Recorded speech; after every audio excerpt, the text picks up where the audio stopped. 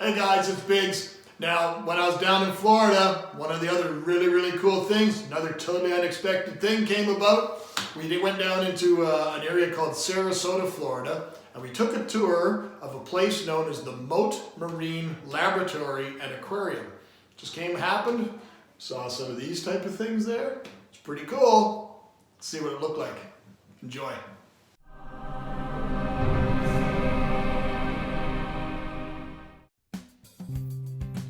The Mote Marine Laboratory and Aquarium is an absolutely fascinating place.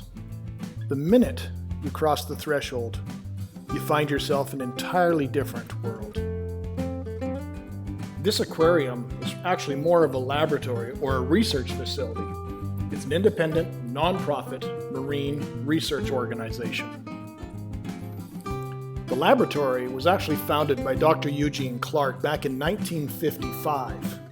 In Placida, Florida, and was known as the Cape Hayes Marine Laboratory until in 1967 it was renamed in honor of one of their major benefactors, Mr. William R. Mote.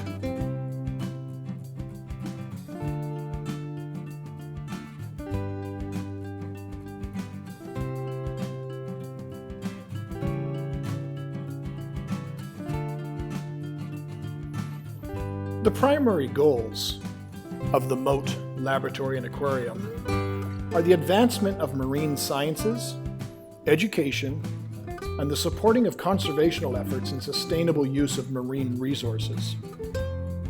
The aquarium itself employs more than 200 staff members. Now that's all the people, yes, all the people that are taking care of these beautiful exhibits and all the animals contained therein.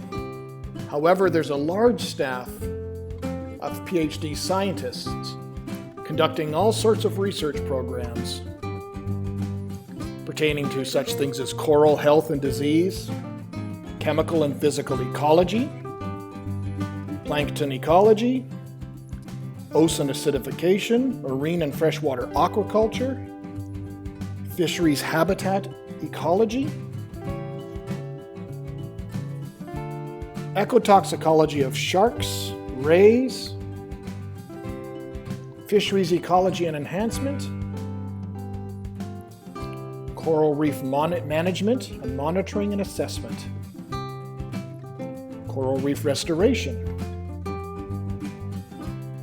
manatee research, and dolphin research. So you can see they have their hands in every aspect of everything pertaining to our freshwaters of Florida, as well as our oceans.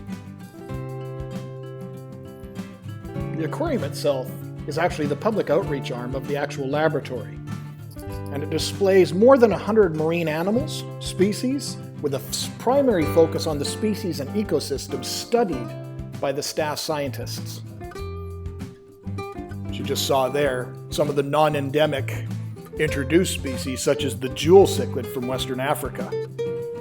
Florida waters are prime habitat for a lot of these introduced aquarium fish. This unique species is called a sirene, and it is actually a true Florida native.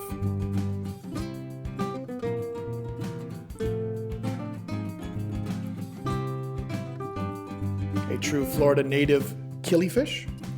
There's a nice male in the center there with the reddish fins.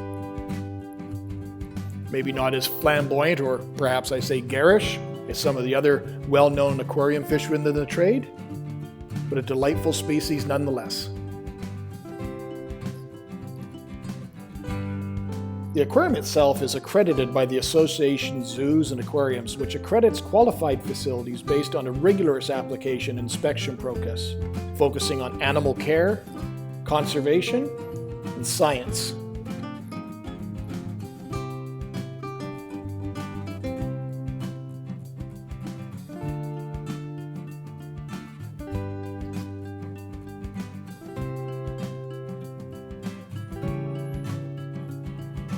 Here's one of the native sunfish.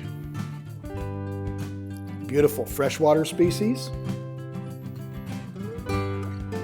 The displays set up here are integral This is a beautiful mangrove type habitat with the native fish that would be inhabiting such areas. On the coastal waves of Florida.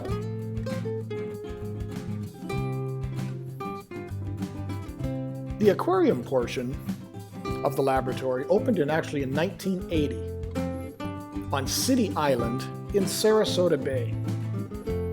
And the reason they did that was so they could display sharks, manatees, sea turtles, seahorses, rays, skates, and invertebrates such as cuttlefish, octopus, sea jellies, anemones, and corals.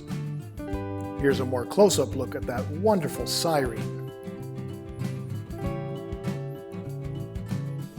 What a truly unique species. They have their 2 resident diamondback terrapins. I don't remember their names, but they were right in the entranceway. And they greeted greeters as they walked through the door.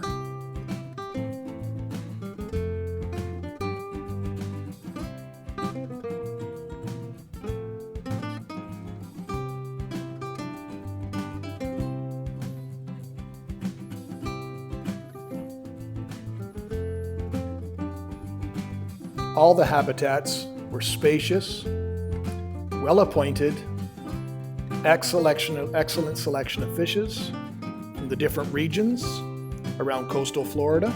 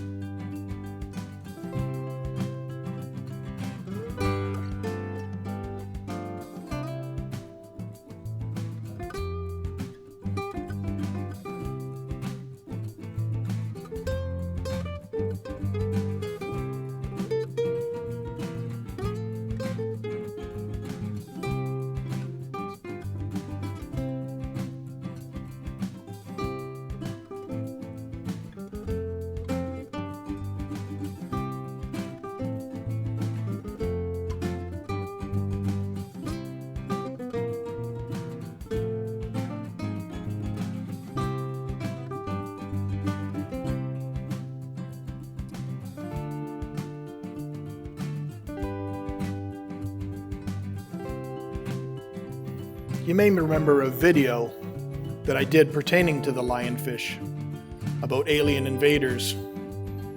A lot of the footage was filmed here. This is a species that was introduced by lots of possible options, as I posed in that video, but it has, however, thrived in any of these tropical waters from Bermuda all throughout the Caribbean, southern Florida. As you can see here on their expansion map, the invasion happened swiftly and continues to this day.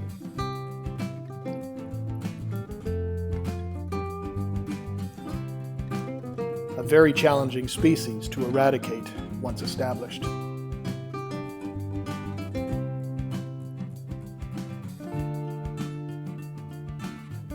It has no predators.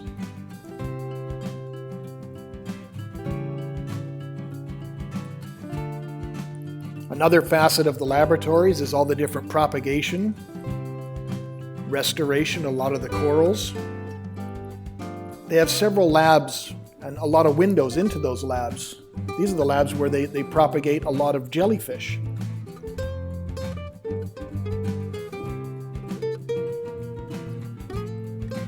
These aquariums that are used for housing jellyfish, even though we see them just looks like a circle, they're actually called Kessel aquariums.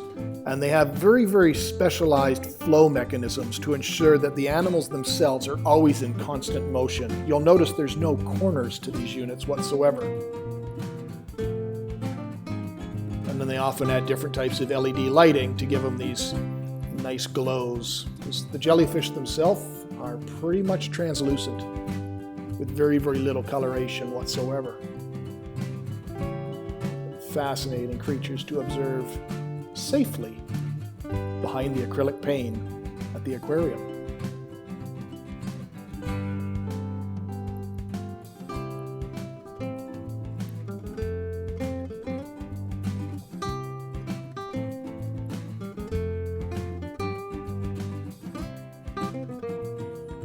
Here's some nice moon jellies, all lit up.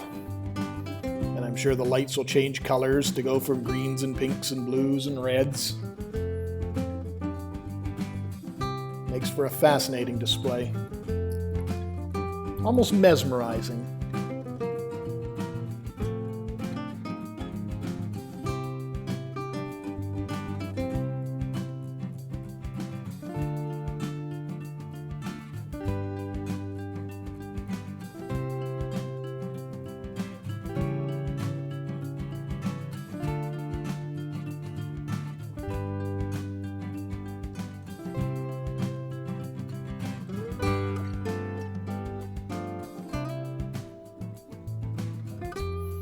A very strong focus that you'll notice throughout the entire aquarium is a strong emphasis on public education. Plastic in our oceans, now that, straws are banned seemingly most all over North America. But these are plastic bags and what they would look like in the wild. And there are animals such as sea turtles where their primary diet is jellyfish. So you can see the problems. We need to be better. We need to be better humans. We are destroying everything we have. If we only take the time to actually see it from a different set of eyes about how beautiful life is, how precious it is, maybe we wouldn't be so careless. The resident Pacific octopus, one of the big ones, such a fascinating creature to see.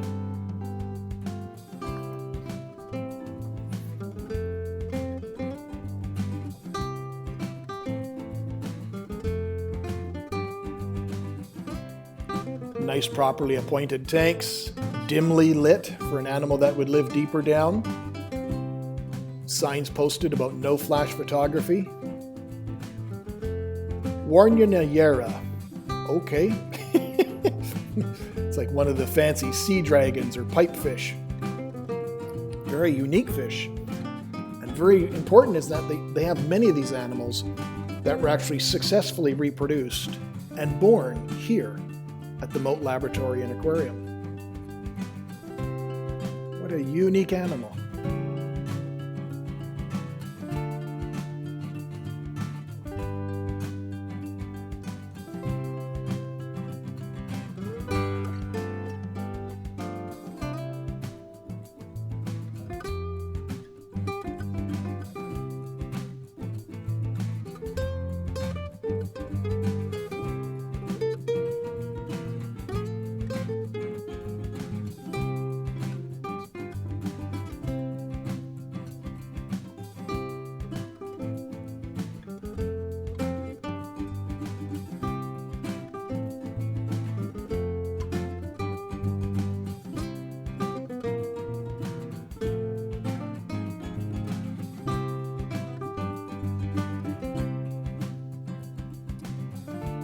Beautiful, healthy fish. What aquarium wouldn't be complete without a nice porcupine box pufferfish? So inquisitive.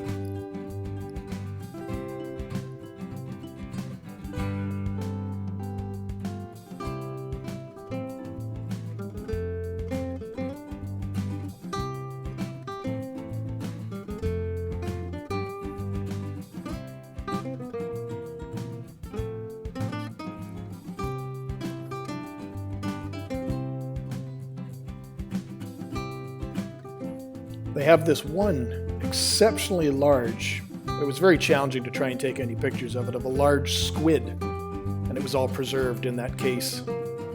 Very impressive to see, but impossible to take footage of. Now here at the bottom of this aquarium in the center, this worm-like guy, Pholodicthes leucotania, the convict blenny. This is the species that now is most closely allied with cichlids. In the group Cichliforms. This outdoor exhibit of the coastal waters was stunning, showing the different habitats, again more education, showing how to understand the habitats, how they work, and all the species they're found there. Some very unique, well-appointed aquariums, unique habitats.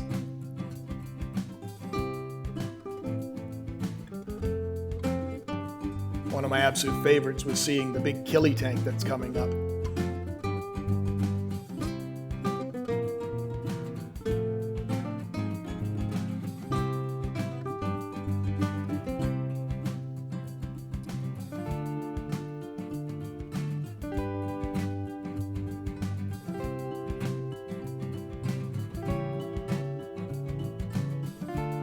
Beautiful seahorses.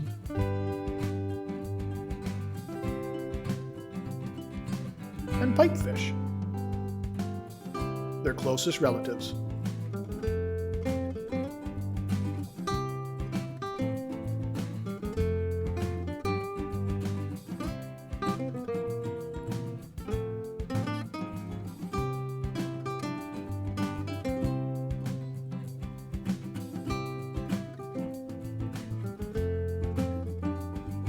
Some of the more unique pufferfish from the area.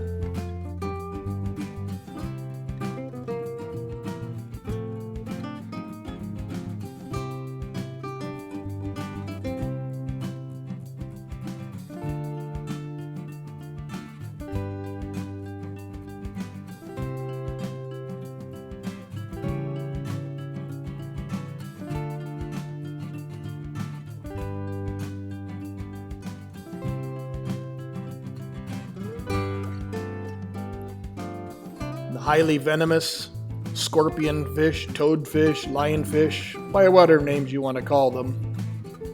These are not fish you want to accidentally step upon. Those highly venomous dorsal spines, intense searing pain. No thanks, I'm good. But fascinating creatures to observe. The face only a mother could love.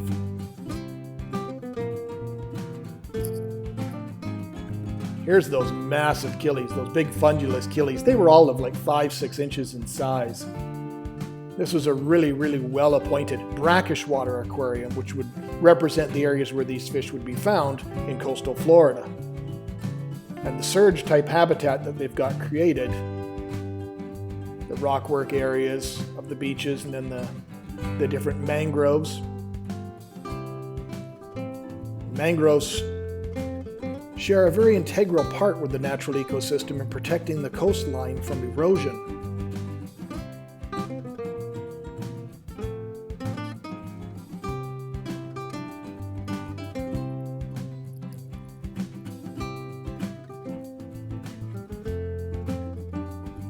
What an absolutely cool killie. The coloration may be subtle, but they were really breathtaking in person. They're probably honestly the highlight for me in that aquarium was seeing what to you may look like a little greenish gray fish. The aquarium has many other sections, some that we didn't film.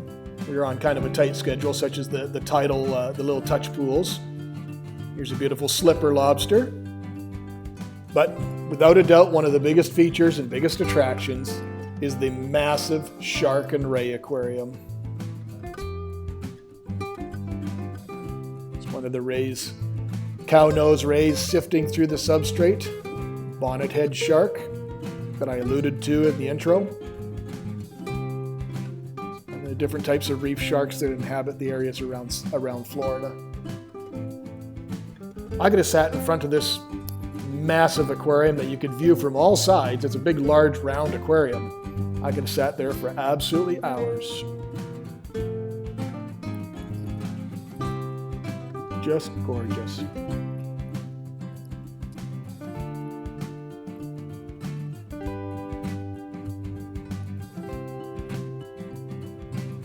So, if you're ever near Tampa and you fancy a little bit of a drive to Sarasota, I suggest you check out the Mote Laboratory and Aquarium. It's a beautiful place. Relaxing. All the animals are in absolutely impeccable shape. There's lots to be learned. You'll walk away from it with a great feeling. So as always, my friends, thank you very kindly for watching. Hit that subscribe button, hit that share, We'll see you next time.